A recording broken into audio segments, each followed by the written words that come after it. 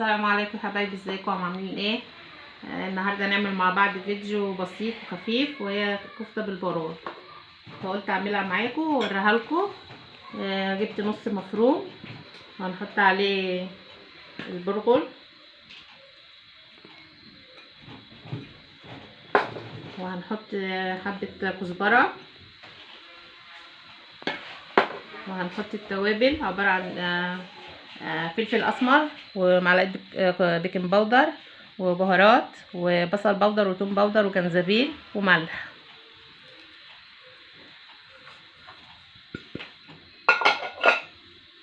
والبصل بقى بصلايه واحده مبشوره حطيت عليها ملح عشان خاطر ايه، هاخد الميه بتاعتها هصبع بيها الكفته.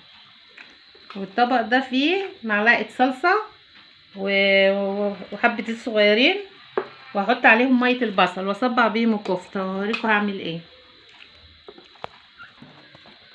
رجعت لكم اهو بعد ما حطيت الكزبره وحطيت البرغل وعصرت البصل، خدت الميه بتاعته وهاخد بس التفل هو اللي هحطه على الكفته، وهنقعد نقلبهم مع بعض فتره كبيره لغايه ما تبقى عجينه متماسكه.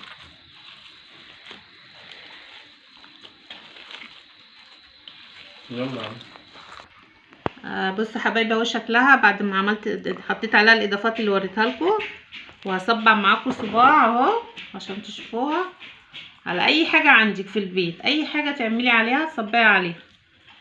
انا حاليا بصبع على الشفاطه بتاعه العصير. بصوا نبلي ايدنا من ميه البصل والصلصه والزيت ونعمل كده. بص اهو بس، ونطلعها بسهوله ونحطها في الصينيه وهاكل الكميه وارجع اوريها لكم. اهي يا حبايبي شكل الصينيه بعد ما خلصتها صبعتها.